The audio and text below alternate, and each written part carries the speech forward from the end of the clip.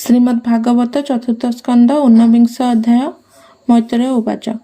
एमंते पृथुराजा बोले सुतमा गध एक तुले भविष्य कले जेते स्तुति शुणी सानंद नरपति आत्मार गुण कर्म शुणी संतोष मने नृपमणि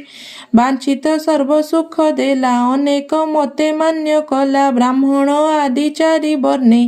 अमात्य पुरोहित जने सकल जनपद आणी संतोष कला नृपमणि। विदुर उवाच केमंते गोप रूप धरी क्षीर स्रविला वसुंधरी स्वभावे से बहु रूपिणी केबा महिमा तार जानी स्वभावे से अनंत रूपी जगत अच्छी देहे व्यापी ताहाकु केमंते दोहिला दोहने के बच्छा होइला स्वभावे शरीर विषम केबा ताहाकु कला सम किमर्थे असमेध कला केमंते ब्रह्म साप देला सोनक नारदर मेले ब्रह्म समाधि केते काले पशिला निज तेज बही ब्रह्मार तहु ज्ञान पाई किमर्थे प्रभु नर हरि जगते पृथु रूप धरी सुपुण्य कथा विचारिले जे जस जगते रखिले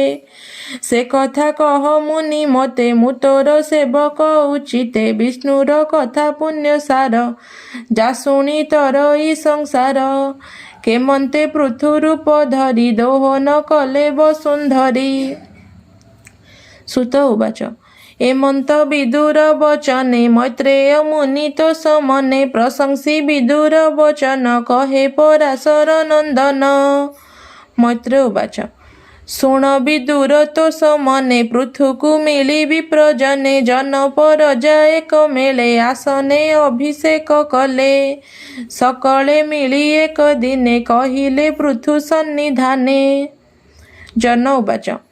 कहती सिरे कर देई क्षुधारे कंपे आंभ देही क्षुधा अनले देह मन कहिले पृथु सन्निधान एथकु कर तु कारण तो पादे पशिलु शरण क्षुधा न सहे आंभ देह भोनाथ अन्नदान दिय क्षुधा हरई आंभ प्राण भोनाथ कर परित्राण। मैत्रेय उवाच एमंते प्रजांकर दन शुणी उच्छन पृथु मन कहई धान्य के हरिला तुम्भकु एते दुख देला शुणी कहती प्रजा जने शुण राजन स्थिर मने तो पिता अराजक काले ए भूमि गोरु रूपे बळे रात्रे सकल शस्य खाई दिवसे समुद्रे लुचई आंभर शस्य खाई बळे भखिला क्षुधार अनळे ताहाकु केबे हे न देखी आंभे होइलु एते दुखी एमंते प्रतिवाक्य शुणी पृथु विचारे मने गुणी भूमिकु मने ध्यान करी नीचको दंड करे धरी बाण निवेशित तीक्ष्ण मुने त्रिपुर बादे रुद्र चिन्हे धरणी पृथु तेज देखी धाइला समुद्र उपेखी भये चाहि होई दश दिशे मृग जे सने सिंह त्रासे पृथु धामई कोप मने रोषित अरुण लोचने सरसंधान धनु करे भूमिकंपई पाद भरे जेने पଳାए वसुंधरी पृथु धामई कोप करी दिग विदिग भूमि शून्य राजा जे मिलिले गगने पृथ्वे चाहंती पृथु देखी पृष्ठे चाहंती पृथु देखी केबा बनी प्राण रखी देवीर देहे त्रास लभे प्राणी जे सने मृत भावे चली न पारी दुख मने मिलिला पृथ सन्निधाने भये कंपई वसुंधरी पृथु चरणे मान्य करी कहई मधुर वचन ईषत विकल वदन। धरणी उवाच तु महाविश्व ब्रह्म वेता भूत भविष्य काल ज्ञाता प्राणी रक्षणे जन्म तोर तु नाथ शरण सोदर किंपा झिंगास मते कर अपराधी नुहई तुम्भर स्त्री गोबध मोर हेले केमंते संपादिबु भले एक मरणे बेनी दोष संसारे देव अपजोष स्त्रीलिंग अपचय कले पंडिते निंदी बेटी भले ତୁ ନାଥ କରୁଣା ସାଗର ଦୁଃଖୀ ଦରିଦ୍ରଙ୍କ ସୋଦର ଦଦରା ନାଭ ପ୍ରାୟ ମୁହିଁ ଏ ଭାରା ସହି ନ ପାରଇ ମୋହର ମଲେ ଏ ଜଗତେ ଏ ଭାର ରଖିବୁ କେମନ୍ତେ। ପୃଥୁରୁ ବାଚ ଶୁଣ ଧରଣୀ ମୋ ଉତ୍ତର ତୁ ମଲେ ଡର ନାହିଁ ମୋର ମୋହର ଆଜ୍ଞା ଭାଙ୍ଗୁ ତୁହି ତୋର ମରଣେ ଦୋଷ ନାହିଁ। ତାତ ମରଣେ ଅରାଜକେ ସକଳ ଶସ୍ୟ ଭୁଞ୍ଜି ସୁଖେ ଖାଇଲୁ ଗୋରୁ ରୂପେ ତୁହି ସଂସାରେ ଶସ୍ୟ ବୀଜ ନାହିଁ। ଅନ୍ନ ନଥିଲେ ପ୍ରଜାଜନ କେମନ୍ତେ ରଖିବେ ଜୀବନ ପ୍ରଜା ନଥିଲେ ରାଜା କାହିଁ ଏ ଘେନି ତତେ ମୁଁ ମାରଇ ଦୁଷ୍ଟ ମାରଣେ ରାଜଧର୍ମ ଏତ ସ୍ୱଭାବେ ରାଜକର୍ମ ମୁଁ ଯେବେ ନ ମାରିବି ତତେ ପ୍ରଜାଏ ବଞ୍ଚିବେ କେମନ୍ତେ। ବିଧାତା ସୃଷ୍ଟି କଲା ଯେତେ ଅନ୍ନ ଜୀବନ ରକ୍ଷା ଅର୍ଥେ ତୁ ମନ୍ଦ ବୁଦ୍ଧି ଦୁରାଶୟ ମାୟା ଭି ଆଣେ ବହୁ ଦେୟ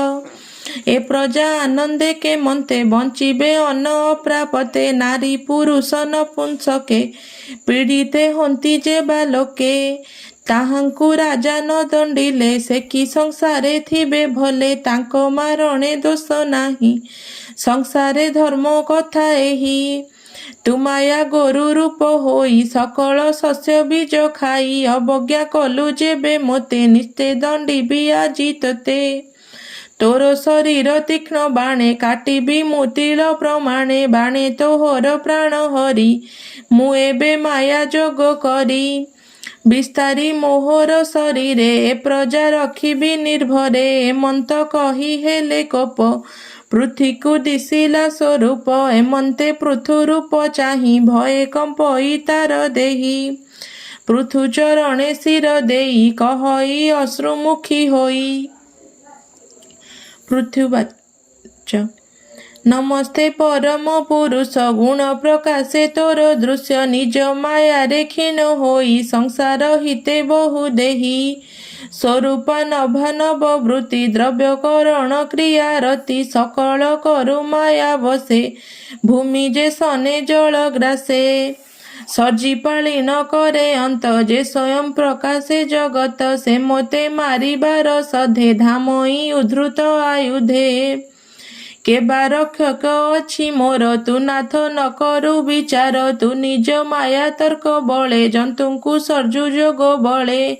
ତୁ ନାଥ ଧାର୍ମିକଙ୍କ ଗୁରୁ କିମ୍ପା ନ ବୁଝି ମୋତେ ମାରୁ ଅନ୍ନ ନ ପାଇ ପ୍ରଜା ଯେବେ ତତେ କହିଲେ ଅନୁଭାବେ ତୁ ନାଥ ଜଗତ ଈଶ୍ୱର ଏତତେ ନୁହେଁ ଅଗୋଚର ତୁ ଆଦି ପଦ୍ମକଳ୍ପ ଅନ୍ତେ ଶୁକର ରୂପେ ତୋଳି ଦନ୍ତେ ମୋତେ ସ୍ଥାପିଲୁ ଜନହିତେ ପୁଣି ସଂହାରିବୁ କେମନ୍ତେ କହିଲି ଏବେ ତୋର ଇଚ୍ଛା ଯେମନ୍ତେ କର ତୋର ବାଞ୍ଛା ତୁ ନାଥ ଜଗତ ଈଶ୍ୱର ଏତତେ ନୁହେଁ ଅଗୋଚର କହଇ ବିପ୍ର ଜଗନ୍ନାଥ ସୁଜନ ହିତେ ଭାଗବତ। ଇତି ଶ୍ରୀମଦ୍ଭାଗବତେ ମହାପୁରାଣେ ପାରମହଂସ୍ୟାଂ ସଂହିତାୟାଂ ବୈୟାସିକ୍ୟାଂ ଚତୁର୍ଥ ସ୍କନ୍ଧେ ପୃଥୁରାଜ ପୃଥିବୀ ସମ୍ବାଦେ ନାମ ঊনবিଂশোऽধ্যায়ः।